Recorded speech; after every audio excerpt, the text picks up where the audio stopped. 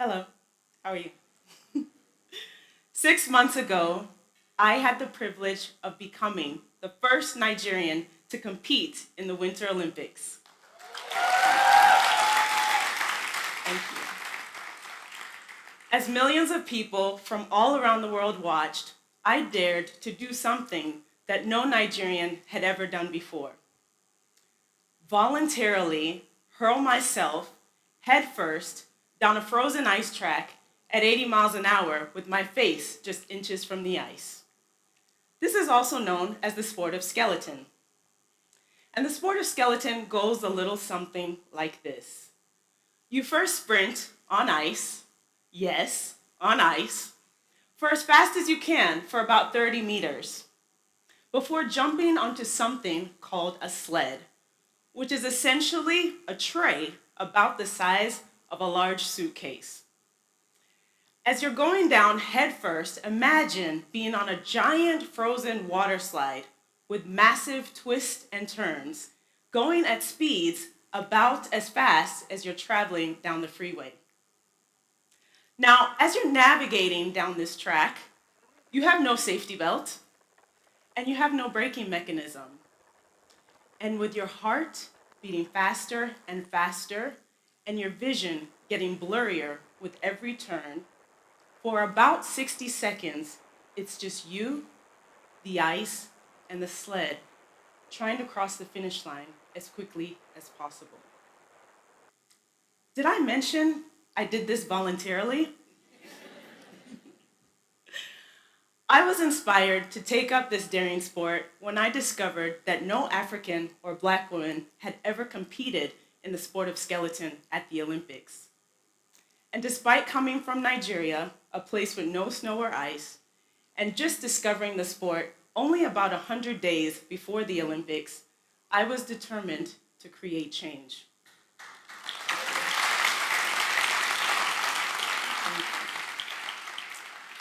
The continent of Africa is severely underrepresented at the Winter Olympics.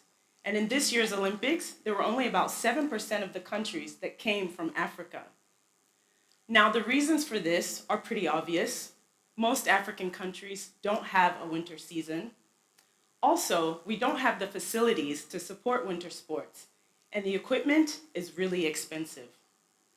But despite these barriers, I wanted to show people that anything is possible. I wanted to change the conversation and the narrative around Africa. I wanted to redefine how and what people expect to come from Africa. And ultimately, I wanted to inspire the next generation to dream without limits. Through this humbling experience, I learned the power that one person's story has to inspire others, and consequently, the power that we all have as change makers. Change makers are critical to moving the world forward. Change makers reimagine new possibilities. Change makers challenge convention, they craft new narratives, and they change conversations. Change makers push to break boundaries and change the course of history. And change makers look just like me and just like you. We are living in a world where the opportunities to create change are all around us. I never, in a million years, would have thought that my opportunity to create change would involve going down a skeleton track at crazy speeds head first, but who would have known? And ironically, the sport of skeleton was actually a master class for change makers, and it taught me so much.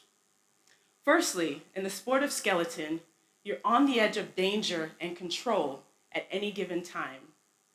As a change maker, this taught me to expect and appreciate the chaos that comes with creating change while also being strategic. In the sport of skeleton, you're required to go down the track head first.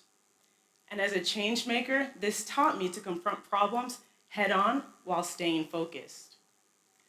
And now, as I was learning this new sport, I had to go through the learning process, which involved painfully hitting and bumping walls on my way down the track. We call these hits, and hits are to be avoided at all costs because they slow you down. But we know in life, as in skeleton, hits are unavoided. They're inevitable. So I learned as a change maker that ultimately you have to take the hits, no matter how big or small, and keep pushing forward. And finally, in the sport of skeleton, you're going at crazy speeds down the track, and you're forced to make decisions in split seconds. And the natural reaction is to panic. But ultimately, with more time in the sport, you learn to trust your instincts, relax, and just enjoy the ride. This is the ethos that anyone seeking to create change must ultimately embrace. At the beginning of my journey, I asked myself two very simple questions that ended up changing the course of history. Why not me, and why not now? I knew that this barrier needed to be broken in sport, and I didn't see any reason why it couldn't be me and why it couldn't be now. And like many other prominent change makers of the past and the present, former United States presidents and the first Black president, Mr. Barack Obama, apartheid freedom fighter and first president of democratic South Africa, Nelson Mandela, and girls' education activist and Nobel laureate, Malala Yousafzai. I didn't wait for the perfect time, and I didn't wait for someone else to do it. And just like our prominent change makers, there are change makers all around us in our communities. Change makers like Olamide Ayeni, who's changing the way we look at waste management in Nigeria by taking waste and converting it into beautiful, usable household products.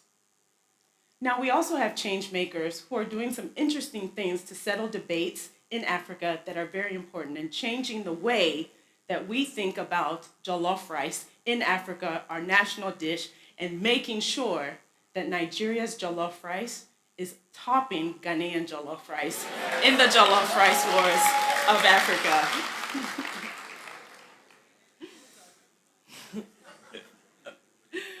So why not you, and why not now?